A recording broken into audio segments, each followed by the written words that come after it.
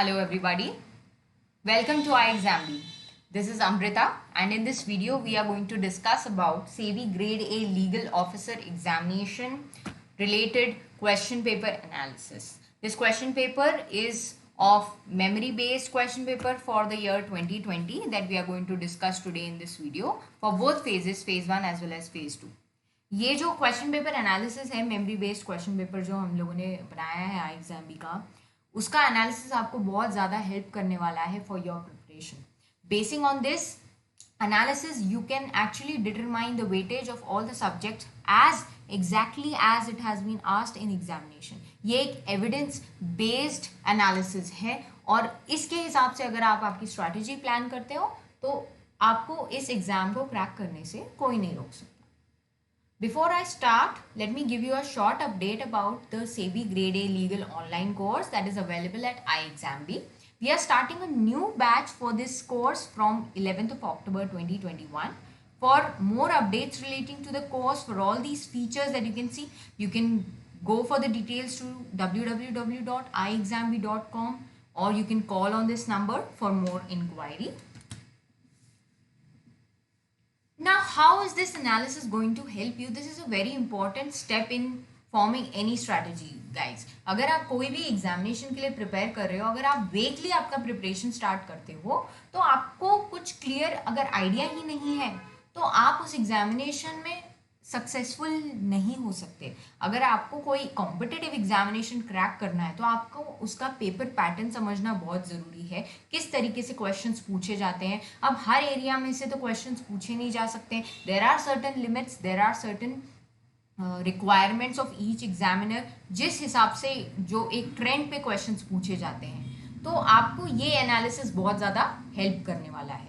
ये आप देख रहे हैं ऑन योर स्क्रीन iExamB के पास ये फीचर है मेमोरी बेस्ड क्वेश्चन पेपर का. यहाँ पे मैंने उसका क्लिपिंग लिया है. You can go on log in to the iExamB website those who are having access and उसमें हम लोग एक टेस्ट के फॉर्म में इन मेमोरी बेस्ड पेपर को प्रेजेंट करते हैं. You can attempt this in the form of a test like this for phase 1 as well as for phase 2, and then you can understand and check where do you stand and what other types of questions from which areas these questions are asked. Basing on this paper मैंने एक analysis जो carry out किया है अब उसके बारे में बात करते हैं.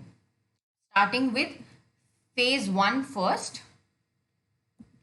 phase 1 का हम लोग separate analysis करेंगे, फिर phase 2 का करेंगे और दोनों का comparison आप वीडियो स्टॉप करके पॉज करके आप दोनों का एनालिसिस कर सकते हो for your better understanding.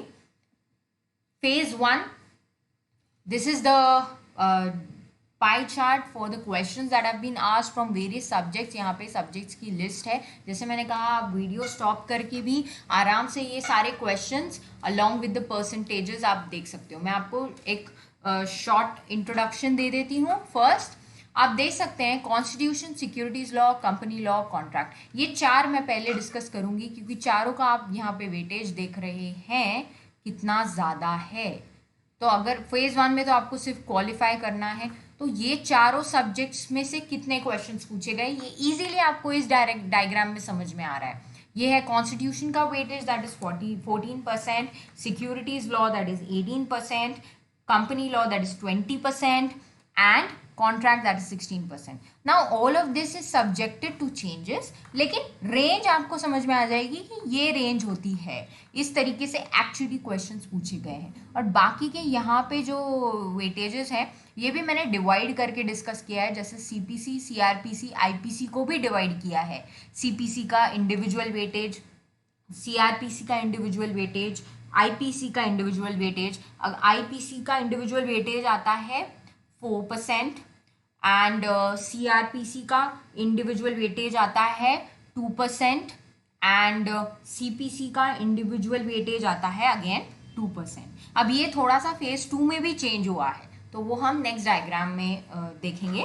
Consumer protection act का अगर वेटेज देखा जाए तो it has been asked, one question was asked so the weightage comes around to 2%.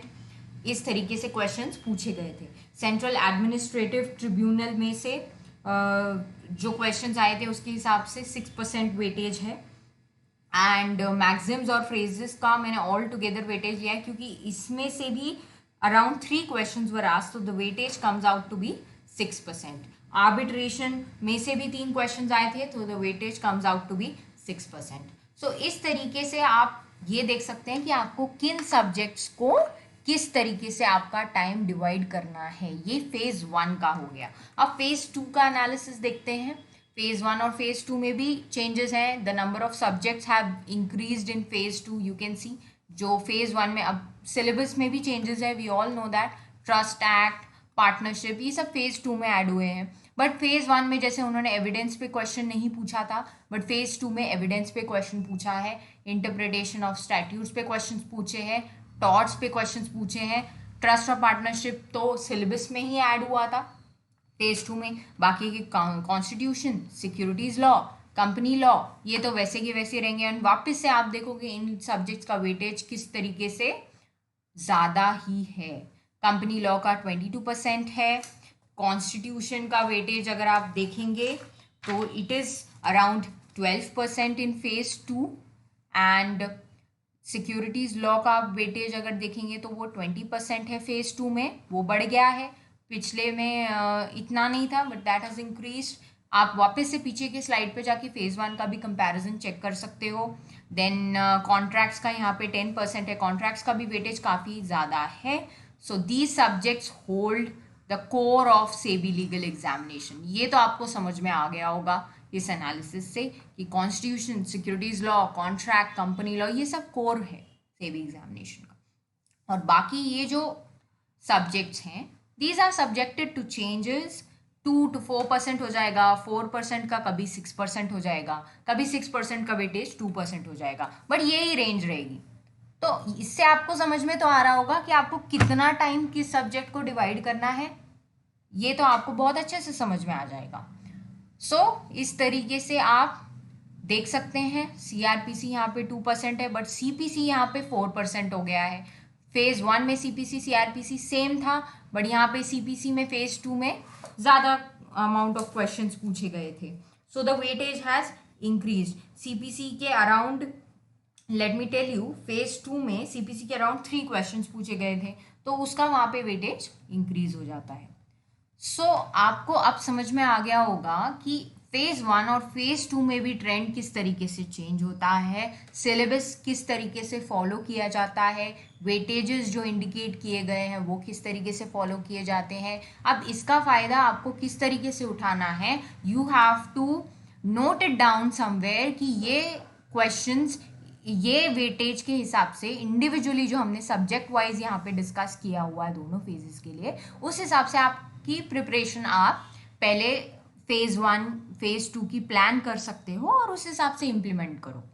It will be a very clear picture for you that how you have to decide and divide time.